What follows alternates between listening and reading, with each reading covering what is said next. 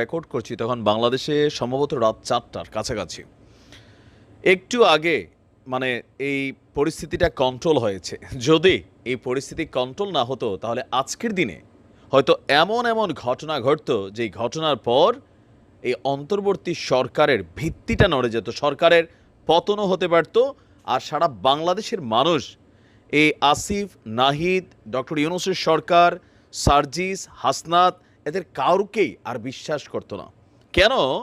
আসিফ এবং নাহিদরা বা সার্জিস এবং হাসনাতরা বা ডক্টর মোহাম্মদ ইউনূস তারা যাওয়ার কথা ছিল জেলে, কিন্তু আজকে তারা রাষ্ট্রের সর্বোচ্চ পদে আছে, দামি গাড়ি সব কিছু পাচ্ছে। কিন্তু যাদের রক্ত, ত্যাগ, তিতিক্ষার বিনিময়ে আজকের এই এদের লাক্সারিয়াস লাইফ বা জীবন একটা সেটেল পর্যায়ে আছে, সেই ছেলেগুলোর খবর কি? 3 মাস উপরে হয়ে গেছে, 100 দিন এই অন্তর্বর্তী সরকারের দায়িত্বে আমরা বিভিন্ন কথা শুনেছি যে যারা আহত হয়েছে তাদের উন্নত চিকিৎসার জন্য বিদেশে পাঠানো হবে, তাদের পরিবারকে অনুদান দেওয়া হবে, তারা যেন ভবিষ্যতে কিছু করে খাইতে পারে, চাকরি বাকরির ব্যবস্থা করা হবে, মাসিক ভাতা দেওয়া হবে। এই সকল মুখরোচক বক্তব্য আমরা অনেক শুনছি।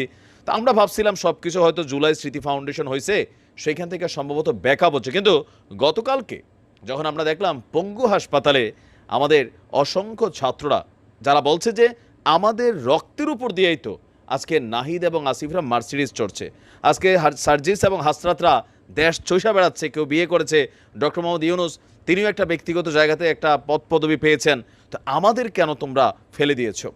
ধাপে ধাপে অনেকে আসছে, হাসনাত আসছে, সার্জিস সম্ভবত সেখানে যায়নি। হাসনাতের কথাও কালকে পোলাপাইন গলে নাই, অনেক ধরনের বক্তব্য দিয়েছে যে আওয়ামী লীগ চলে আসতে পারে, আমরা বিভাজন হইতে, এগুলা পোলাপানের বক্তব্যের মধ্যে খায় নাই। ফাইনালি আমি ধন্যবাদ জানাই যে 5 জন উপদেষ্টা অবশেষে এসেছেন। তো 5 জনের মধ্যে এখানে মূল বক্তব্যটা দিয়েছে এই আন্দোলনের মাস্টারমাইন্ড খ্যাত মাহফুজ, সাথে আসিফ নজরুল ছিলেন, সাথে কি বলা হয় যে যিনি স্বাস্থ্য উপদেষ্টা তিনি ছিলেন, তারপরে হচ্ছে আমি দেখেছি যে আসিফ মাহমুদ ছিলেন, আরও একজন সম্ভবত কে জানি ছিলেন, তারা 5 জন গিয়েছে। তো সেখানে লম্বা সময় বক্তব্য ছিল সাধারণ ছাত্র বা জনতা যারা আহত হয়েছে তাদের বক্তব্য হচ্ছে খাবারের মান ভালো না, চিকিৎসার খবর নাই, চোখ নষ্ট হয়ে গেছে, হাত নষ্ট হয়ে গেছে, চিকিৎসাগুলো যেভাবে করার কথা ছিল সেইটা হচ্ছে না। ইভেন যেই মুগ্ধ পানি লাগবে পানি, এই শহীদ জুলাই স্মৃতি ফাউন্ডেশনের একটা প্রধান দায়িত্বে কিন্তু আছে মুগ্ধর ভাই, তিনিও এসেছিলেন, কিন্তু ছাত্ররা বা জনতারা যারা আহত হয়েছেন তারা কিন্তু রাস্তা ছাড়া ছিল না। আবার গতকালকে সেখানে একটা ঘটনা ঘটেছিল, স্বাস্থ্য উপদেষ্টা সম্ভবত যিনি গাড়ির ড্রাইভার বা পিএস সামন, সেখানে এক ছাত্ররা ধাক্কা দিয়া ফালাইয়া গাড়ি চাপা দেওয়ার মতো নাকি অবস্থা তৈরি হয়েছিল। আর ছাত্ররা যেভাবে সারা মানে এই রাস্তায় ছিল, আমজনতা বৈষম্য বিরোধীর ব্যানারে যারা কাজ করেছে, আহত হয়েছে, কেউ পা হারিয়েছে, কেউ চোখ হারিয়েছে।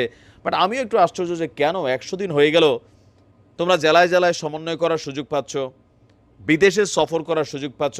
আরে যাদের কারণে তুমি আমাদের উপদেষ্টাদের কেউ কেটে গুলি খাইছে, খায় নাই কারো, মানে এরা নিয়ে সেখানে গিয়ে টর্চার হয়েছে, সেটা অবশ্যই আন্দোলনের গতিপথ বদলাইছে, কিন্তু তারা তো বোঝার কথা। এখন তারাও মানে আই ডোন্ট নো ওয়াই এক ধরনের গা ছাড়া ভাব চলে আসছে এই ছেলেগুলার প্রতি। এখন কেউ কেউ বলছে যে কার জন্য ভাই দেশ স্বাধীন করলাম, আমরা স্বাধীন করলাম, তোমরা মার্সিডিজ চড়ো। এটা নিয়ে কিন্তু খুবই সমালোচনা হচ্ছে। তো রাতের বেলা ফাইনালি যে সলিউশনটা হয়েছে যে আজকে দুপুর 2টার দিকে সম্ভবত এই আহত ছাত্রদের মধ্য থেকে একটা টিম যাবে প্রধান উপদেষ্টার কাছে, সেখানে গিয়ে তাদের দাবি দাওয়াগুলা তুলে ধরবে। তো তারা কেন তুলে ধরতে হবে?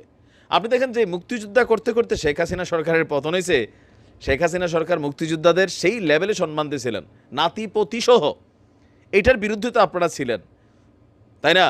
তো সেই আন্দোলন থেকে শুরু হলো। তো আজকে যারা আপনারা এখানে বলা হচ্ছে দ্বিতীয় মুক্তিযুদ্ধ বা দ্বিতীয় স্বাধীনতা, তো এরা তো সেই স্বাধীনতার ওয়ান কাইন্ড অফ মুক্তিযোদ্ধা। তো মুক্তিযোদ্ধাদের যদি এই অবস্থা হয় তাহলে পরিস্থিতি কোন দিকে যাবে? এমনি রংপুরে চলছে এক আন্দোলন, নানান জায়গায় নানান আন্দোলন, বৈষম্যবিরোধী স্টুডেন্টদের মধ্যে বিভাজন, এর মাঝখানে এই ছেলেগুলারে কালকে যখন এখানে গিয়ে কথা বলা হয়েছে, এগুলো দেখা সাধারণ মানুষের মধ্যে আসলে প্রতিক্রিয়া কী হচ্ছে সমন্বয়করা বুঝতে পারছে যে অনেকে বলছে আগেই তো ভালো ছিল।